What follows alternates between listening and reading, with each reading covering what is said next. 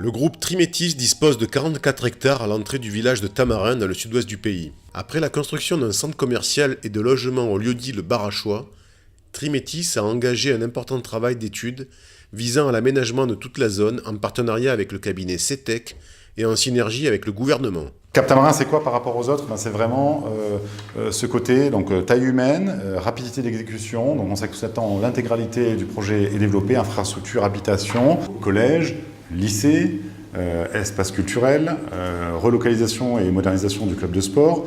D'ici peut-être un petit mois sera commercialisée une résidence senior d'environ 68 logements. L'objectif principal, c'est d'être un quartier pleinement piéton, c'est-à-dire que les gens peuvent aller à 4 minutes dans les écoles, dans les commerces, travailler dans les bureaux, ou résider, ou à la plage, ou profiter donc de l'ensemble des atouts de la zone ouest, de Tamarin. On a déjà des entreprises qui souhaitent se domicilier à Tamarin. La seule problématique qu'il y avait jusqu'à présent, c'est qu'il n'y a pas de logement accessible pour leurs équipes.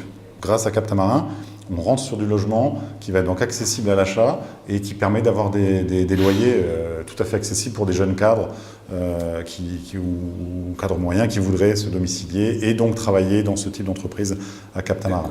L'idée, c'est de mettre à disposition donc, de nos futurs clients une gamme de produits très très large. C'est vraiment la philosophie de Cap Tamarin, c'est-à-dire des biens allant de 4 à 15 ou 17 millions, sachant qu'il y aura quelques biens d'exception très très chers, quelques villas de luxe au bord de rivière, puisqu'il y a aussi une demande, mais très peu, c'est une petite collection de 8 villas de très haut de gamme. Le coût projet avoisine 10 milliards de roupies et est étalé sur les 5 à 7 ans, la durée de vie du projet qui est très court.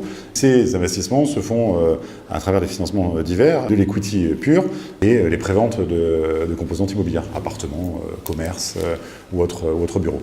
Le reste sera dans des budgets accessibles pour des Mauriciens et des non-Mauriciens. Au niveau des investissements, les programmes résidentiels sont commercialisés sous la formule de vente en l'état futur d'achèvement.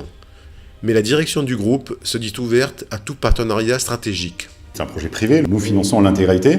L'État, lui, a permis d'aller sur ces investissements quand il y a des avantages sur la TVA, sur le logement, sur le résidentiel. C'est un point fort qui permet aux promoteurs de faire des infrastructures. Quand il y a pas d'impôt pendant 8 ans sur les profits liés au développement immobilier, c'est aussi une initiative qui permet de financer des infrastructures et du développement durable. Et bien entendu, des personnes peuvent tout à fait rejoindre l'investissement, participer à l'investissement de Cap Tamarin via la location ou l'achat d'un bureau ou d'un logement, mais aussi d'intégrer un domaine spécifique. Ça peut être la première résidence senior, on va la faire seul, mais si à l'avenir il y a quelqu'un, un opérateur résidence senior qui souhaite, on est tout à fait ouvert à faire des partenariats. Pareil sur maison de retraite, pareil sur clinique. Il y a toujours de la place pour des partenaires stratégiques dans le cadre de notre développement. À terme, en 2022, 307 millions d'euros seront investis dans ce projet qui sera au cœur d'un nouveau pôle urbain réunissant le vieux village de Tamarin, les pôles de loisirs sportifs de Riverland et d'enseignement Paul et Virginie, les plages et les bords de la rivière du Rempart.